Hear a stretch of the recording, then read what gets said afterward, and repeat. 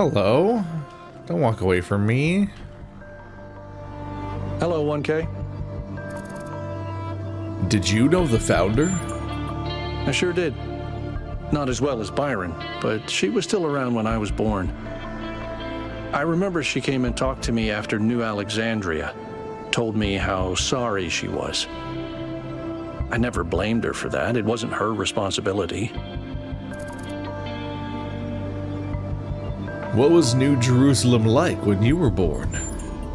A lot busier than it is now. My most defining memory is that it was extremely noisy, because something was always being built. Got annoying after a while. What do you think about the body replication tech? It seems like something that could very quickly get out of control. You know that saying about good intentions? If we can solve problems by just making more people, how long before people just become a problem-solving tool? Tell me about New Alexandria. For some reason, we'd convinced ourselves that New Jerusalem wasn't enough, that we needed another city. We thought it would be easier the second time around. All it takes is a little bit of arrogance and a little bit of ignorance, and people die.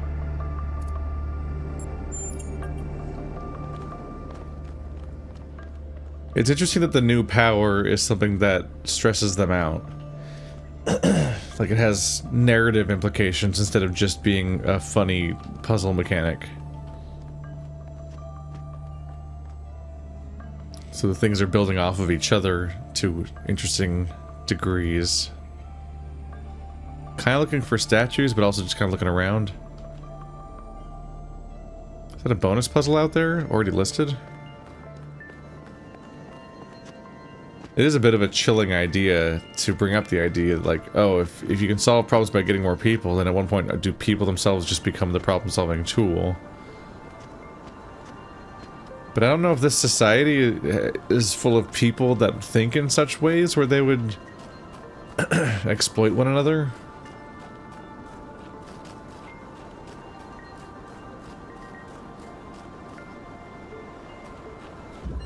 Hard to say going in. And there's 3 now. Oh, this can get complicated. Okay.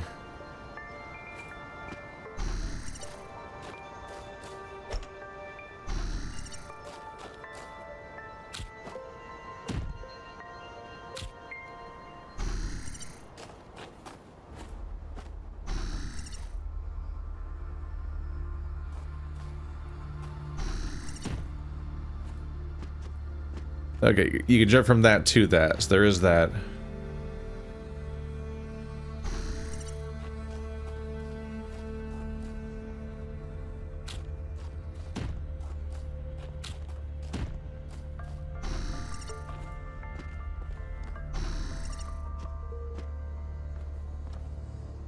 It doesn't seem quite that simple.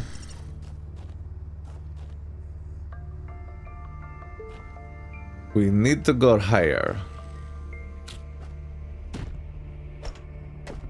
What? There you are.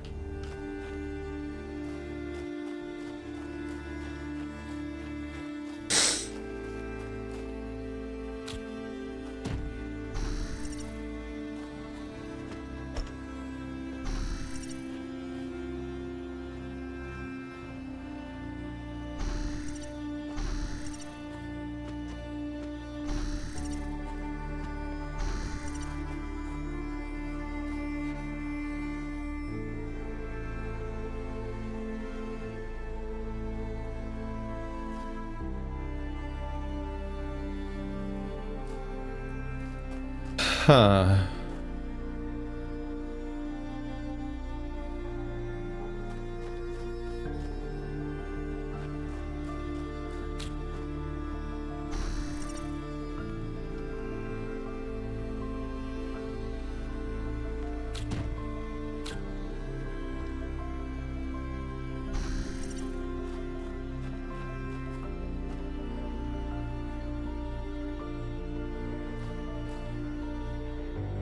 Oh.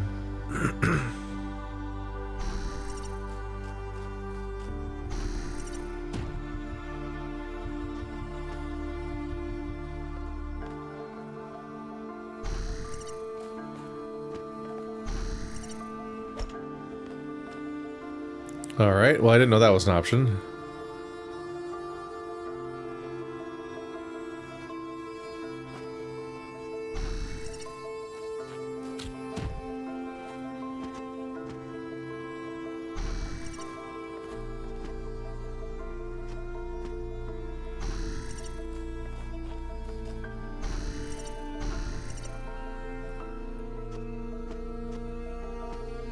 Alright, so we're still gonna need the box.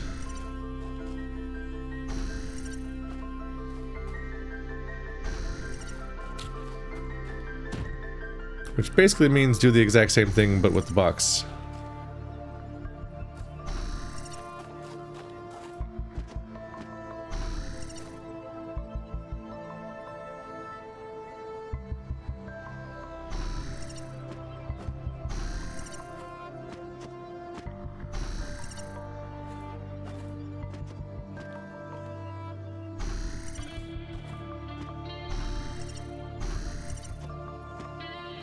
They're so good at hopping.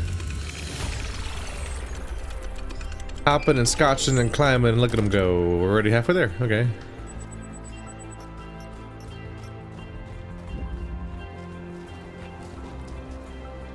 Nothing new from you, but I have a few messages to catch up on. The Founder Mega Thread. Please keep discussion of the alleged presence of the Founder at the site of the megastructure confined to this thread. I'm still in shock. I wasn't even sure the Founder was still alive. Of course she is. And now that we have reached completion day, she has sent us her sacred messengers. Could still be aliens pretending to be the Founder. It's not aliens. If the Prometheus and Pandora are her sacred messengers, why has no one apparently chained the other? The day of her return is imminent. So now you agree that Byron was right to want an expedition? In fact, it was the Founder's will all along. And when you said it would be wrong to even consider going to the island, you were acting against the Founder? Your word games aren't going to help you when the Founder returns, Irina. It was wonderful to hear Athena's voice again, but with all the emotion inherent in this matter, we should be careful not to get swept away. We don't really understand anything yet. I can't help but wonder, if Marina is her daughter, was Athena trying to start a new civilization? Did she abandon New Jerusalem?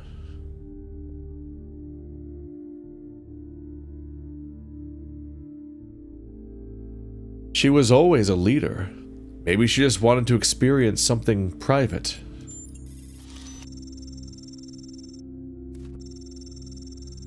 A valid point. She had enormous responsibilities from the very beginning, and while we are a family, she had too many burdens to ever have a private life of her own. I understand your point, but why leave Cornelius behind then? That's none of our business. Fair enough. This came to mind earlier with the previous discussion that we had, which is, with Yakut, was just like, you can be private while surrounded by people. And that's true just for anyone in general, but it's also, it can be especially true for people who have a lot of attention driven their way, because any kind of pedestal or attention or status or and so on can be isolating in themselves, and the part where people think that's a dumb concept and argue against it is even more isolating, actually. Speaking as somebody that has a weird platform and stuff, being a social media micro celebrity can actually make you lonelier. Yes? Did you ever meet the Founder? Of course I did. She and Cornelius were both there when I was born. Neath was just starting to take over back then, and they were still showing her the ropes. What was the founder like? Busy. There was always another problem to solve. Did you know that she never upgraded her body? Always prioritized everyone else. That's the kind of work ethic I wish more people had.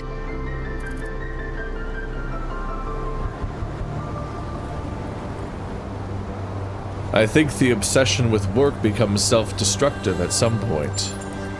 I disagree. At least when it comes to myself.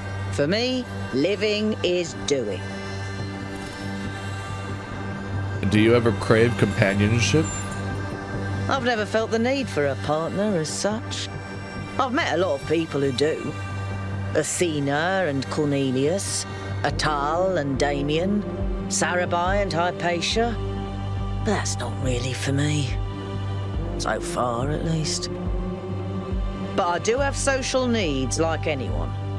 What I like is a pleasant buzz of humanity. Not too close, not too far.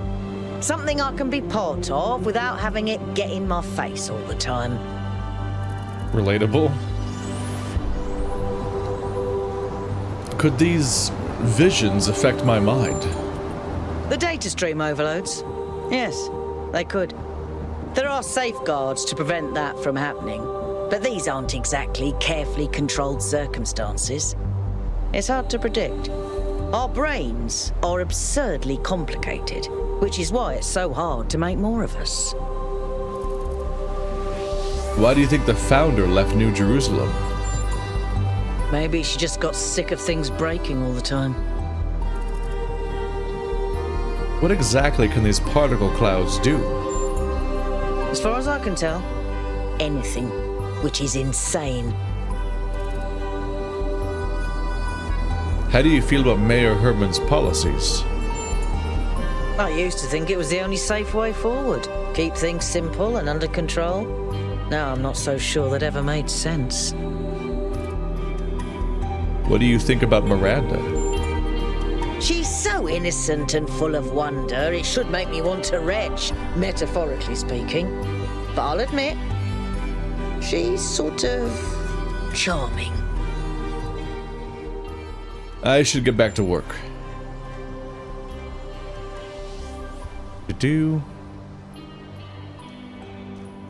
The funniness where I'm like, I skipped doing a text conversation.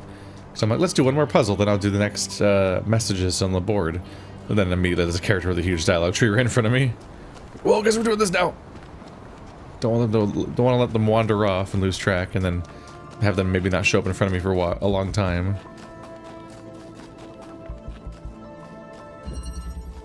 The gift.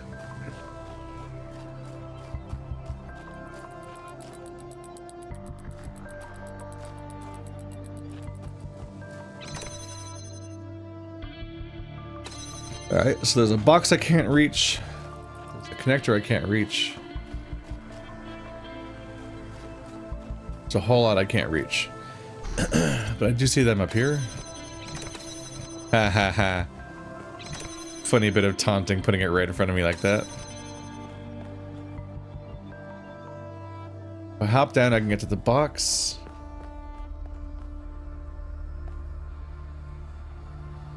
I can also hop down there, which will power that, but then I'd have to climb that ladder anyway.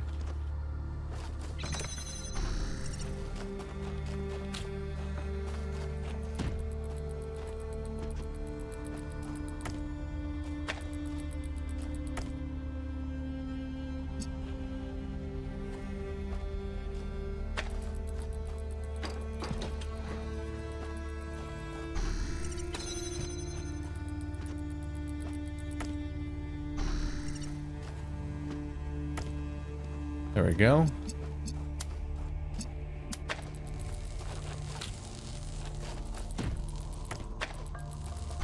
So it's about being able to... Oop.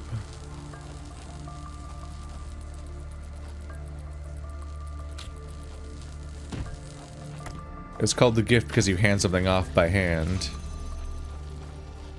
And give it to the other.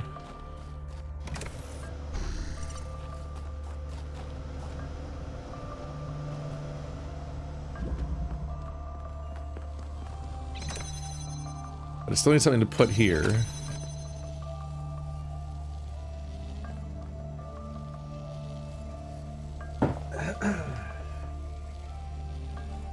So I either need a thing that I can carry here. What's that? Oh, that's the top of the ladder.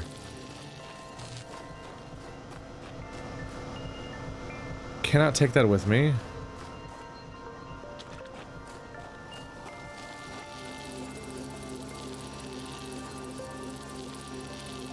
I can't hold these.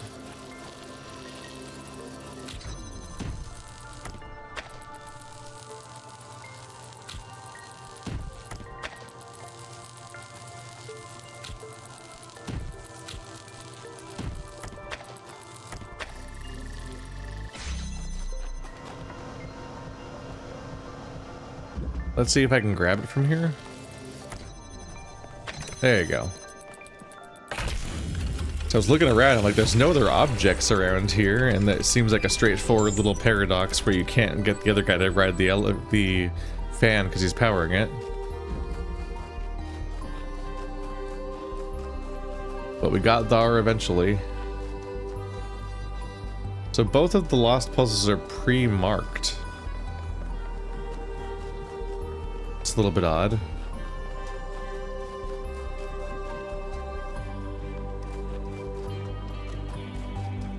I guess I don't see a lot of reason to just walk past it if it's right here.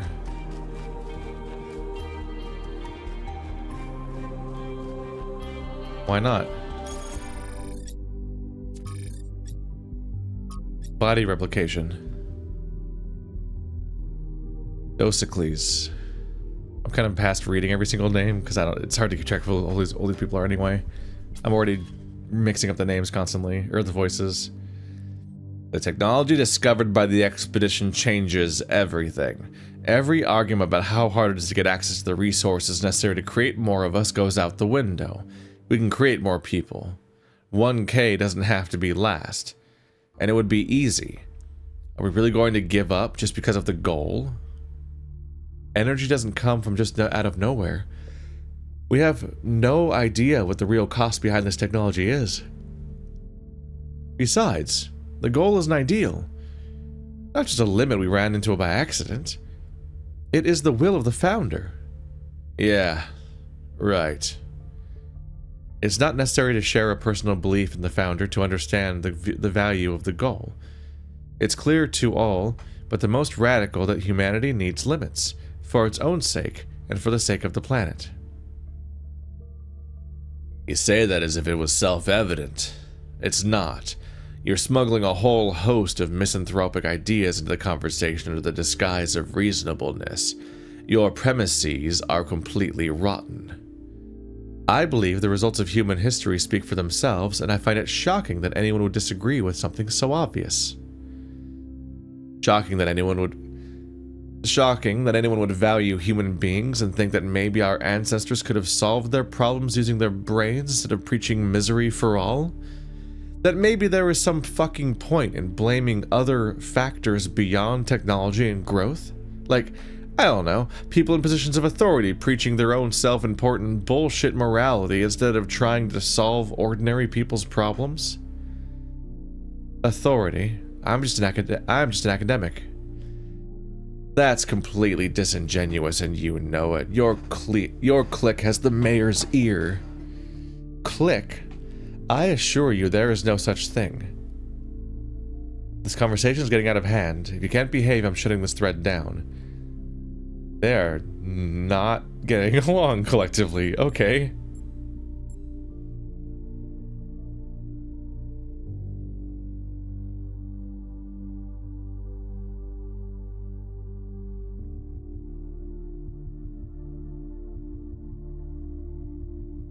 Just take it to private.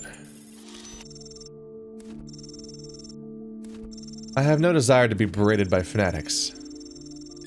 Been arguing in the mirror again. You all seem to have opinions about civilization, but don't forget that the premise of civilization is that we have to be civil. Thread closed. I don't know if that's the part that's entirely the case. There's civility politics and tone policing mess that you don't want to always go into, but there's also like... Oh. Oh, hello. There's one of the statues. If I could just reach in there.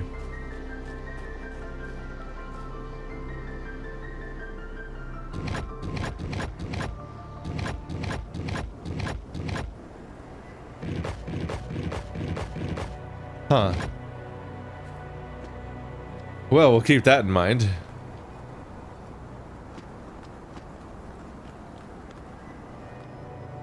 Ah!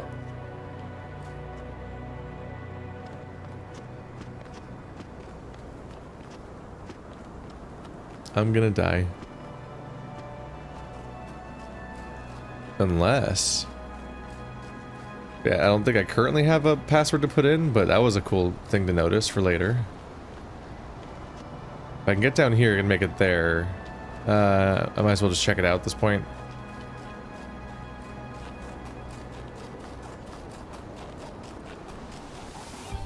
But yeah, you can't always shut down every argument just because it gets a little spicy. But there also are times where it's just like, okay, man, this doesn't have to be a public thing that everyone's dealing with. Sometimes you're just doing a fight in front of everybody. So it's kind of all over the place. And there's something to be said about public call-outs not always being a valid approach. Especially with how differently conversations play out in private versus in public, if you're calling someone out. Messy conversation.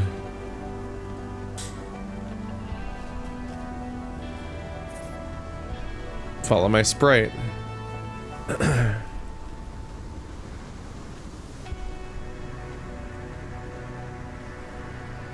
So his sprite just is out there somewhere. Okay, so at some point I'll follow it all the way here.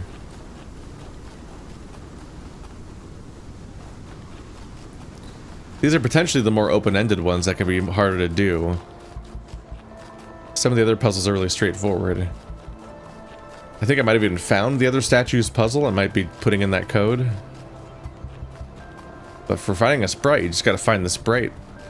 And in this case, they went off in a direction really far, then pointed in a direction to say where the sprite is, but that direction is just, by and large, where the rest of the map is. Oh, there's the other one.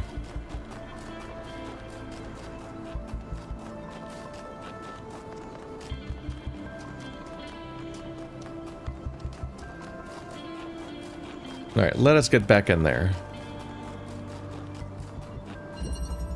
Passing through. Give. Box.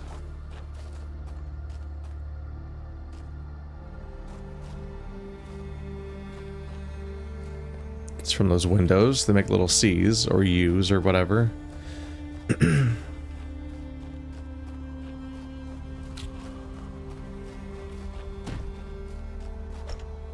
Platform.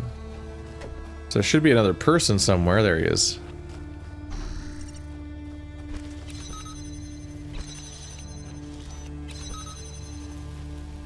You can't nab this from that side.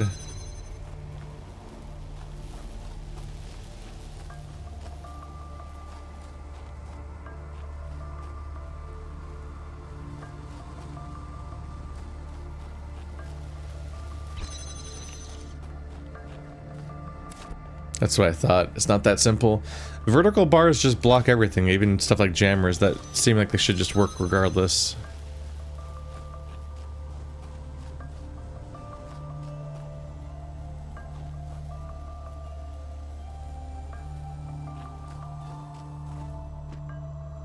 So what are we trying to reach with these boxes and stuff?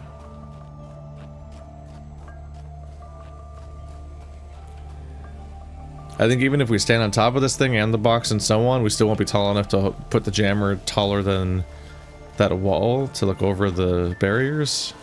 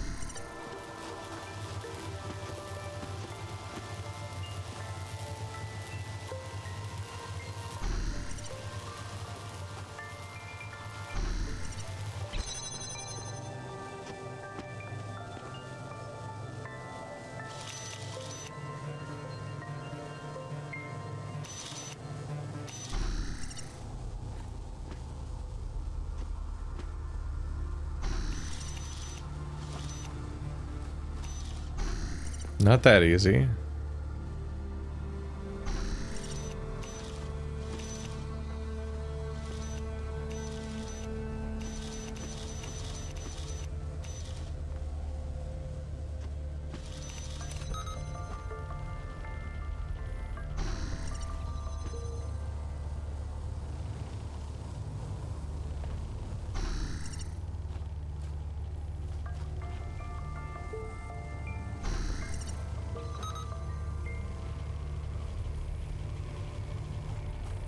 You can't just use line of sight. Like, it won't jam this one. It's specifically programmed to jam that one.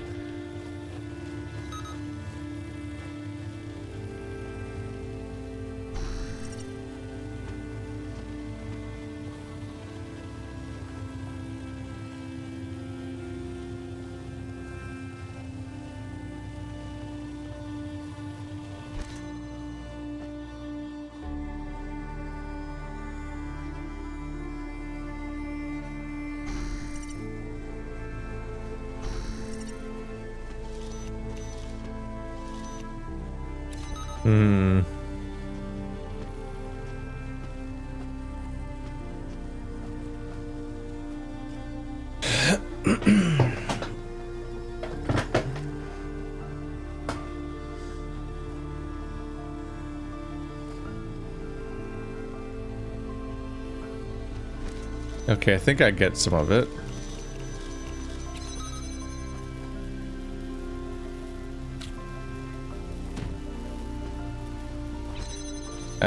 Right.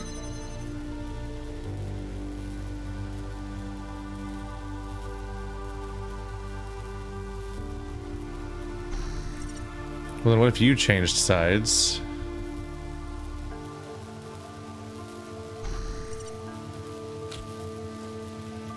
I'm thinking about how you seemingly can pass it off.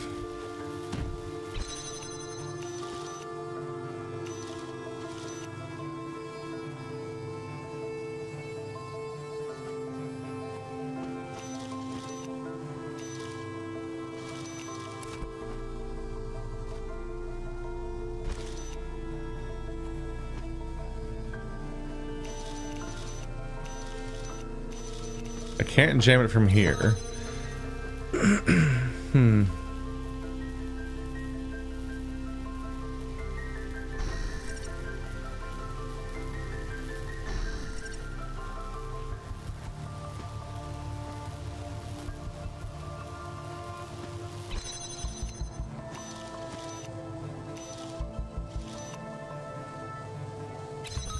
Yeah, I can't put it on it. What am I missing about this mess? It's wild how simple this level seems. It really is just this one chamber. Like, how do I get this jammer out of this chamber? And there's a question of whether or not I open this by getting the jammer out of the chamber, at which point it's trivial to solve the rest of the level. You just go jam that. Or if I just specifically find a way to jam it from behind this barrier. Because the mess that is this setup is that I can't see past this wall to affect that jammer. It won't let me target that one. And you also can't do it through these gates. These vertical bars are always like the universal mechanic stopper.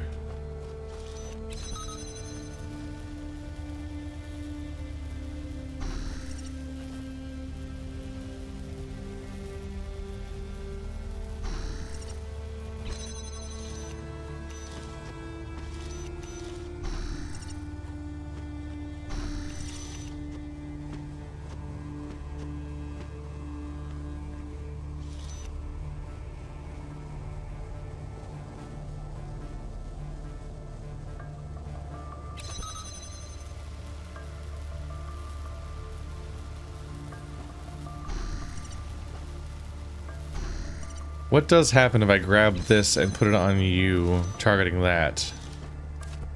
Is it like when we knocked that tunneler through its own tunnel? That's the puzzle. It's the fact that you can walk around with it on top and it'll keep the thing jammed, so you get to... This combination allows you to walk through stuff with the item, which seems contradictory and like it breaks everything. Yeah. It's about realizing the borderline rule break that's available to you.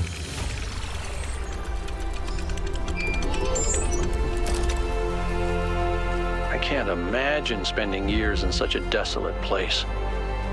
For what? Science? Enlightenment? I'd much rather be back home in New Jerusalem. I think it's beautiful in its own way. But I don't understand how our ancestors could survive here. They were so fragile. Imagine getting stuck out here in the cold. I wonder if there are wolves. It's kind of a miracle biological humans lasted as long as they did. We are vulnerable to everything, including the sun going down to some extent. On Cornelius. Author unknown. From the personal reminiscence of Mitku 166. I guess we do know the author then. There are some people whose true importance you just don't notice at first. People who quietly hold things together without making a big deal of it. That's what Cornelius was. Always by Athena's side, he calmly and carefully helped us all stay on track, reminding us of our shared humanity and the values that had brought us this far. I cannot imagine how painful it must have been when Athena left him behind.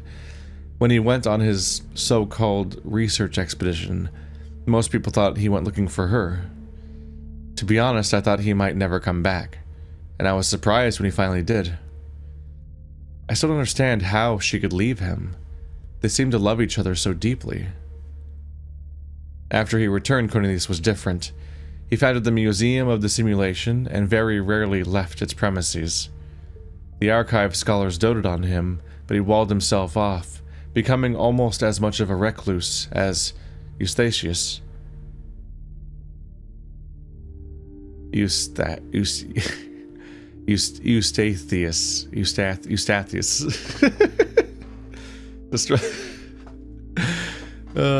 uncertainty of some of these, I'm bad. And only then did I slowly understand how much the city had lost. Blake. William Blake. God appears, and God is light, to those poor souls who dwell in night, but does a human form display to those who dwell in realms of day. Prime mover. From Eustathius, right? I think that's a name. Considerations by Eustathius II.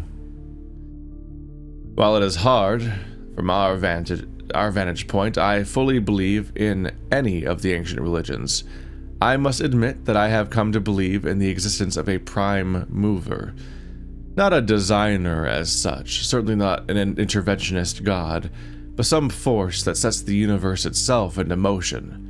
I do not know if it was possible for us to ever truly understand this being, since it must be, by definition, exist outside of our understanding of reality, but I do believe that it exists. Does it look upon us with love? Are we entertainment, perhaps? Does it preserve some memory of us when we die?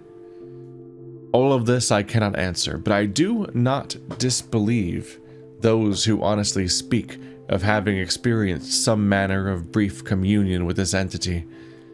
It's simply too common an experience in human history to easily discount. As the motion of the universe proceeds from the Big Bang, so whatever force annihilates us, whatever constitutes the true foundation of consciousness, proceeds from the prime mover. What do you think about this, Mother? I don't believe in any kind of prime mover, but I thought you should read it because Eustathius is an intelligent person and he came to this conclusion after a great deal of thought. It's important to respectfully consider points of view we don't agree with. Modernity.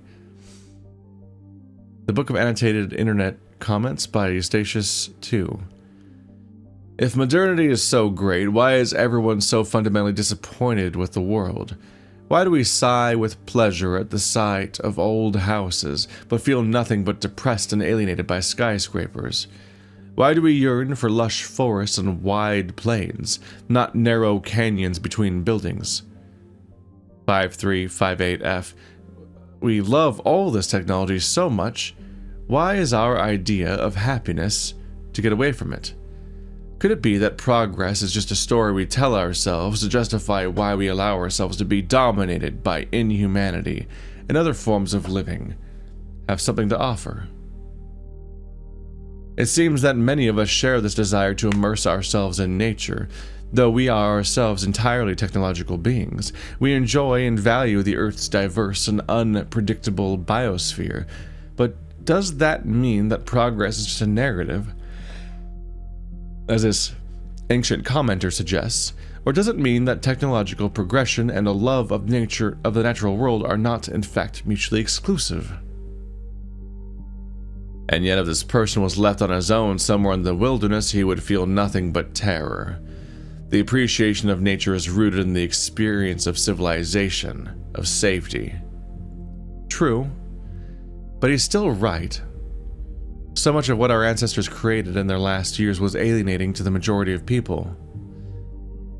Then the question isn't one of modernity, but of control. This is fun. Take a thought-terminating cliche or over-repeated phrase and thought, a concept about what's wrong with the world, and then actually interrogate what's at the root of it. Like the very idea that, like, return to nature. I'm like, you don't want to return to nature. We watch people returning to nature for entertainment because it's really hard and terrifying and unhealthy, and a lot of people get taken off those shows because they have, like, bowel obstructions or something. It's hard to go back to nature.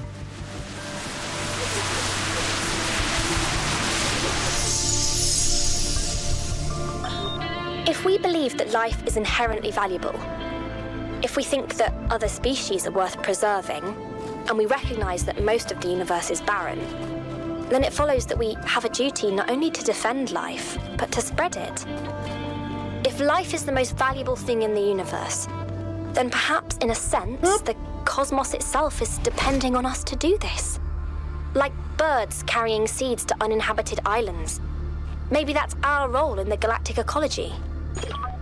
Oh, you're not supposed to get here. Some broken geometry. Whoops.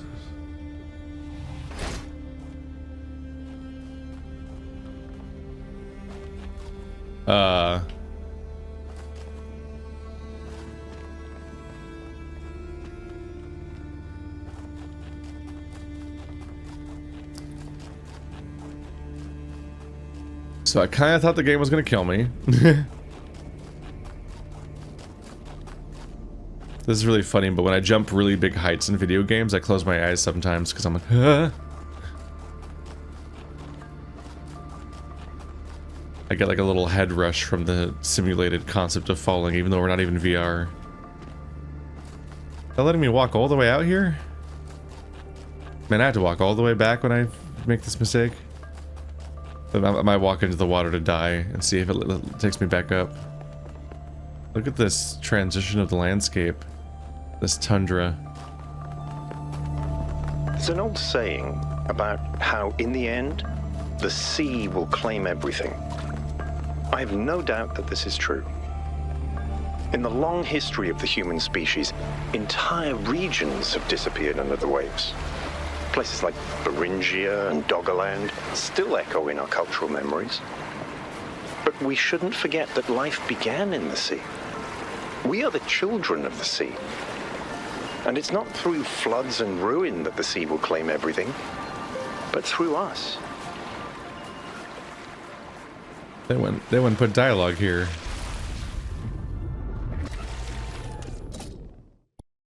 Okay, you do die in water. Please take me back to the to the locations. So it's such a long walk back otherwise. Okay, here we are.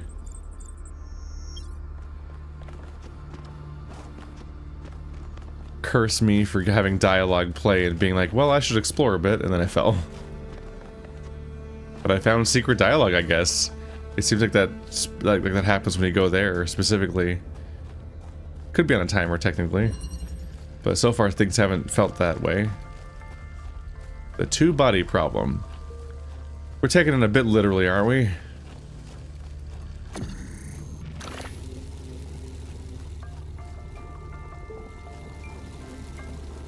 So a blue beam will solve this, but there's a connector and a red receiver.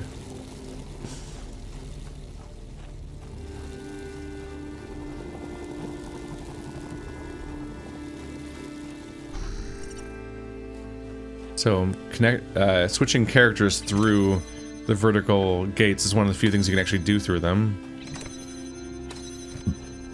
Oh, that's a bit of a problem.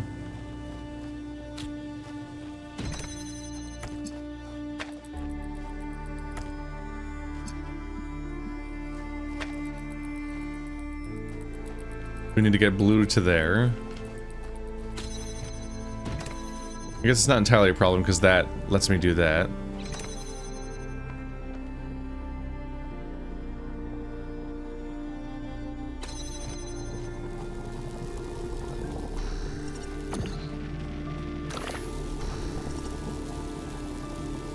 Nah, you can't take a driller through its own hole, though. Yeah, I was thinking of stuff that I did with two of them.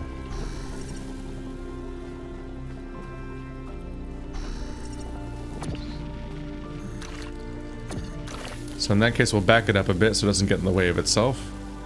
And any stuff I try to pass through.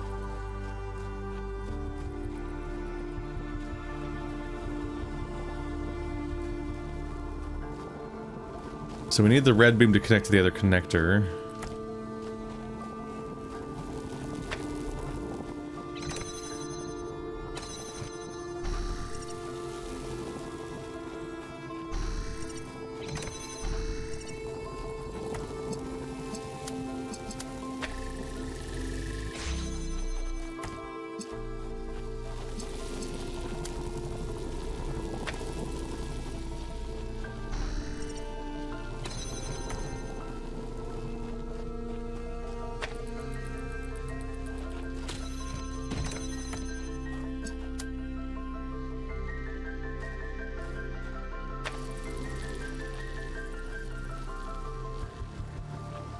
So blue lines up nicely with that hole.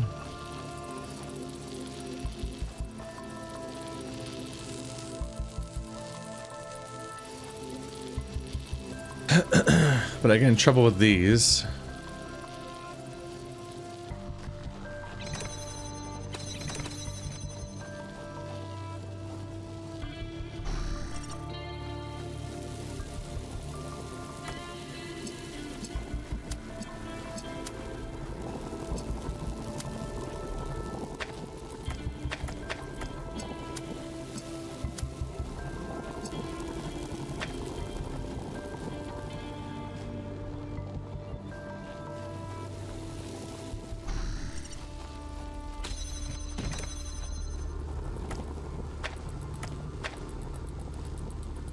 These should all be lined up. So ultimately, I believe I just need to use myself. Yep. It felt like a problem that I wasn't gonna be able to get past, but I just needed to use myself to press the last button.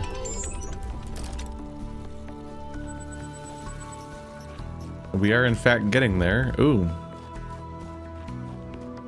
Private message means it's probably Doge. Helga, an introduction. 1K? Helga here. It turns out we have a mutual friend. Doge thought it might be fun for us to chat, especially considering your positive feedback when we met in the city. Yes, I was interested in meeting you. I like to connect with people with the imagination to see the world without insisting it fit inside whatever box they hold in their heads. The powers that be in New Jerusalem tend to think that they know how things ought to be. They set themselves these intractable goals, then take them so seriously they forget to enjoy what comes from them. I just want everyone to enjoy themselves. Sounds like fun. Every time I catch a glimpse of truth, it looks a little different. I can't see your face, but I sense you're full of questions. Have at it. Who are you? This was the 101, yeah. So she's the one that did the senses and stuff and gave me the inner monologue, the vendor. The only person that I could use money with, ironically. If I were a book, there'd be a shopkeeper on the front cover. You should drop by when you're next in town. We've got some exciting new stock. Where are you? In the heart of the city. Not much footfall right now, so I'm taking a moment to enjoy Chansey's gardens. Why are you? Straight to the big questions, huh? I knew I was going to like you. Why are you? Why is anything? Why? You know how when you zoom into something, you always find its opposite? Curved lines become single points. You see colors and hear sounds, but when you really look, it's all just ones and zeros. And just when you think you've got it, you zoom into the binary and find there's fractions in between. That's why. Two poles of the same one thing, doing a dance just because they can. I only want to know what you want with me. I have the sneaking suspicion your expedition will bring a great change to New Jerusalem. I just want you to approach it with an open mind and a big heart, and to regale me with stories of adventure when you come home. It all sounds like such fun, and whatever you choose to do, it's going to put the wind up some people back home. That sounds like fun too. I make a point of never telling anyone how to live their lives, but I will make one request. Please don't share what I've told you with the city just yet. I have to consider my business reputation, and people are such better customers when they think they know what you're selling. So, what do you think? Are we going to be friends? Yes, let's.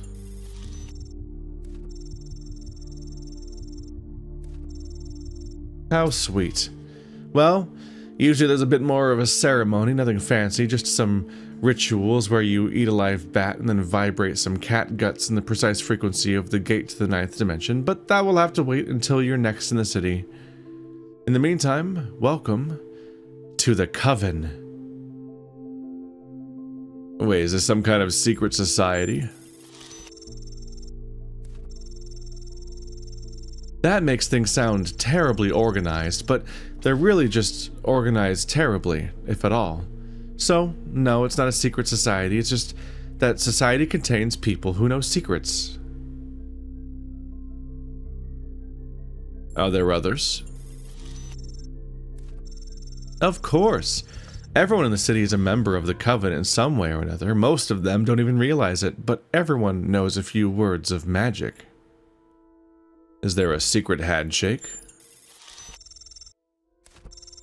No, but I can give you a randomly generated code phrase if you like. Majestic dashing hamsters. Are there rules? Only if it helps, dear. Don't get me wrong, some patterns of behavior work more reliably than others, but I know better than to try to write them down. Thank you. Let's stay in touch.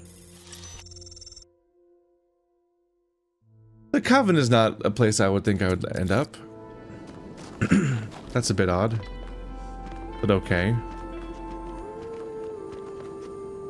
I'll entertain these people.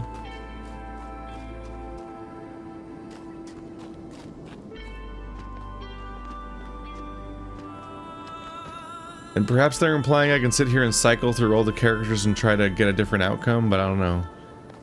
I don't know if I really want to, like, test a conversation with every single character and maybe not be able to go back to one or something. I figure you take your personality test and that's just the flavor of your playthrough for a bit, and everyone else gets a slightly different one for a bit. Hey, 1K. What if Athena left the island long ago? Then at least we may be able to find out what happened in New Jerusalem, why she came here. But I don't think she left the island. I think she's still here, waiting for us to make the right choices.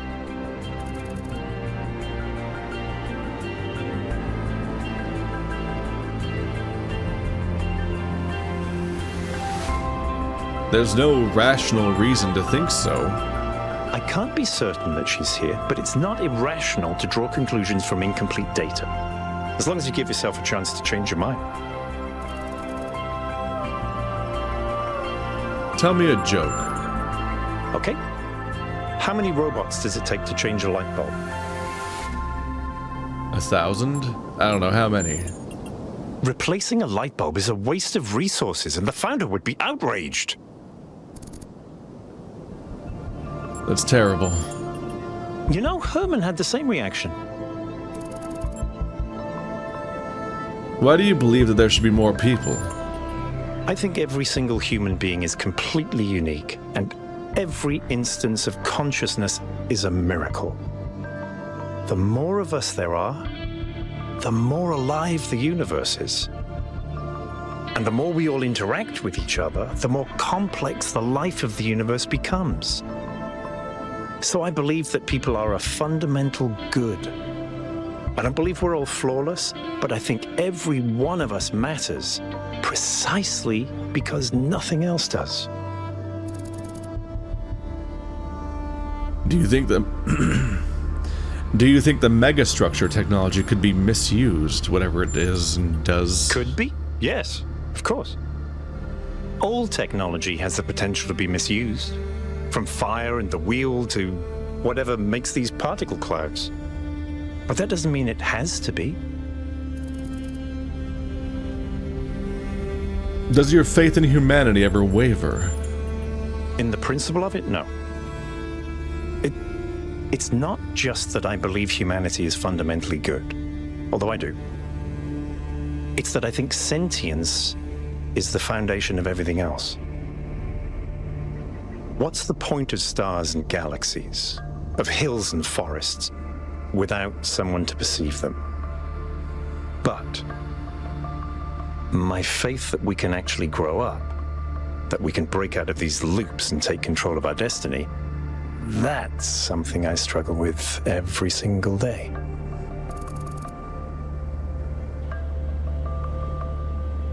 How did Mayor Hermanubis get elected? Herman? Honestly, I think he makes people feel safe. The world beyond our walls is frightening. Human history is full of failures and disasters. It's easy to look at that and recoil.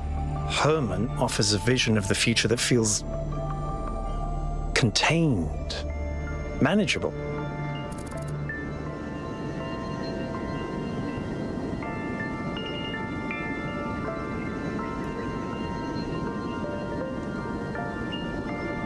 But what do we sacrifice to gain that safety? Precisely. Our curiosity, our creativity, our ability to grow. Everything that made us who we are. To me, that's not worth it.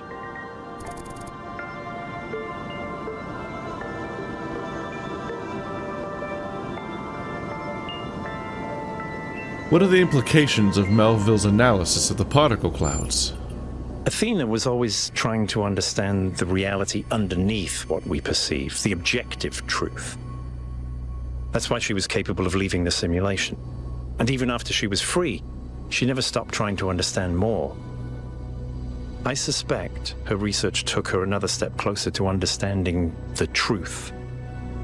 And such steps always challenge our conception of the universe. But that's the wonderful thing about science. We can adapt our views to the evidence. If technology isn't the problem, why did our ancestors destroy themselves? Because they refused to grow up. They refused to take control of their lives. They let bureaucrats and financiers determine their destiny, and those people could not think beyond themselves, beyond the tiny, insignificant moment they were trapped in. Their technology could have saved them, but what really failed them was their imagination. Do you believe in the existence of something sublime or transcendent? In the sense of an interventionist deity? No. I wouldn't rule out the possibility, but it's not something I personally believe. But I do think there is something genuinely sublime in this universe, and it's right in front of us. Consciousness. The fact that this sense of self is even possible, that an arrangement of matter can produce a self-aware mind? Think about it. It's a fundamental property of the universe, an unbreakable law that matter has the inherent capacity to become more than the sum of its parts. That is the definition of transcendence. I noticed that Miranda called Athena her mother. She did, yes. Is that usual? Some people in New Jerusalem choose to live in family units, although usually that involves marriage or equivalent ceremonies, not having children. You could say that Athena was a kind of mother to us and Cornelius a kind of father, but it's not quite the same. Thanks. That's all. That's interesting. I want to get to the statue because I want to see if it gives me the combo for the thing I found before I like lose track of it and forget about it. So I'm going to try to do that this episode before instead of the puzzles. But they managed to create a society with with robots that act like people and are diverse in their thought processes and so on like people, and argue like people and are flawed like people. But then they don't change and grow, or they don't make more of themselves after a certain point. They don't have families. They don't reproduce individually. They reproduce collectively.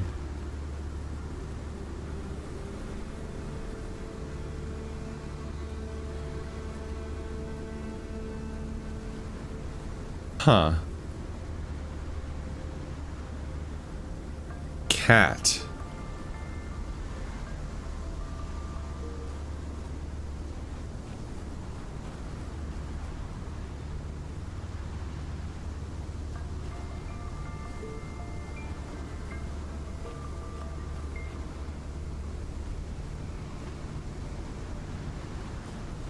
So there's the structure, right? And it's pointing that way, so pointing behind it. So I should be here? I don't think I'm there. There's nothing there.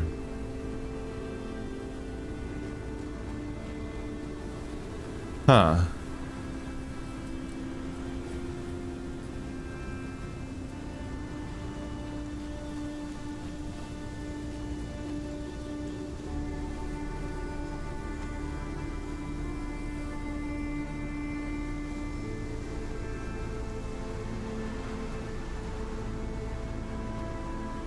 One, two, three. 1, 2, 3. The one behind it, then 3 more. With only that one really being visible.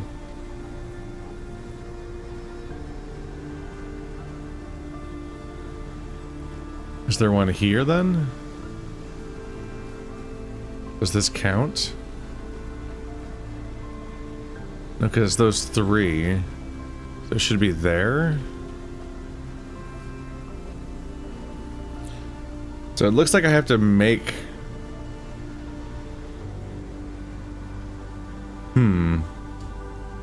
I'll let this be a problem for me later, I think. But I think I have to spell the letters C-A-T using those grids of buttons. But even that might be a little dubious. So I'm not entirely sure. But that could be what's going on. In particular, I'm wondering how you make an A. Like, will it have a visible opening? I don't think there's enough dots for that. Does A just mean fill everything in except for the bottom middle one? Maybe. Oh well.